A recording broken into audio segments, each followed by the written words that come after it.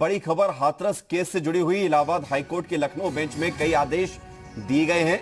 Hathras case में दरअसल इस मामले में 2 नवंबर को सुनवाई हुई थी, जिसका फैसला कोर्ट ने सुरक्षित कर लिया था। इस मामले में कोर्ट ने सीबीआई से पूछा कि मामले की जांच कितने समय में पूरी हो जाएगी। कोर्ट ने सुनवाई की अगली तारीख 25 नवंबर को तय की है और सीबीआई को स्टेटस रिपोर्ट 25 नवंबर को दाखिल करने के लिए कहा है।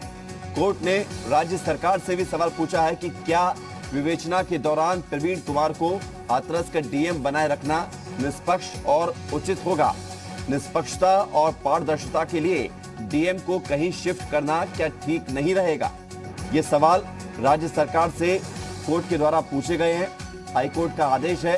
सीबीआई को ये कहा है कि 25 नवंबर को होने वाली सुनवाई में स्टेटस रिपोर्ट इस पूरे मामले की जांच के लिए कितना क्या जांच का दायरा कहां तक पहुंचा है ये दाखिल करे।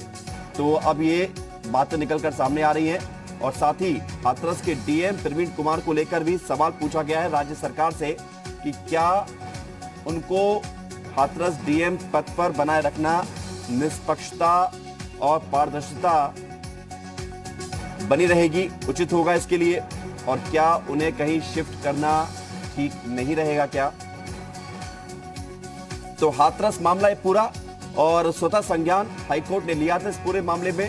इससे पहले जब सुनवाई हुई थी, यानी कि 2 नवंबर से पहले जो सुनवाई हुई थी, उस सुनवाई में पीड़ित पक्ष के लोगों को ही बुलाया गया था कोर्ट की तरफ से। हालांकि इस सुनवाई में उनको नहीं बुलाया गया था और तमाम प्रशासनिक अधिकारी एसीएस होम से लेकर डीएम एसपी सभी को इस कोर्ट के द्वारा तलब किया गया था। और 2 नवंबर को सुनवाई में जो बातें आई हैं वो अब सामने आ रही है। राहुल मिश्रा जी मीडिया संवाददाता हमारे साथ जुड़ रहे हैं। राहुल, कई बातें सामने आ रही हैं अब।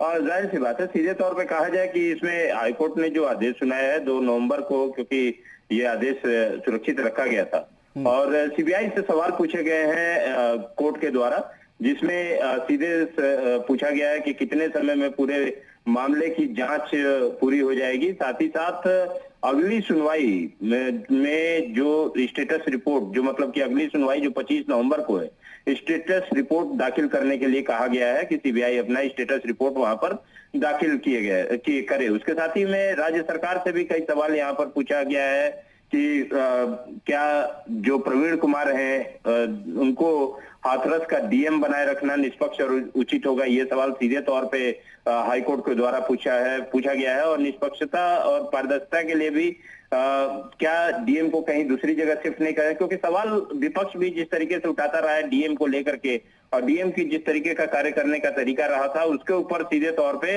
सवाल उठाया गया था। और जिस तरीके से रात में अंतिम संस्कार किया गया था पीड़िता का, वो भी कटघरे में खड़ा रहा था। उसके साथ ही साथ जो एक डीएम का ऑडियो भी वीडियो एक वायरल हुआ था, जिसमें वो जब वहां पे गए थे, उन सभी चीजों को यदि देखा जाए तो उन सभी चीजों को बिल्कुल अब देखना यही होगा राहुल कि 25 नवंबर को जब सुनवाई होगी तो सीबीआई अपनी रिपोर्ट में क्या कुछ पेश करती है स्टेटस में।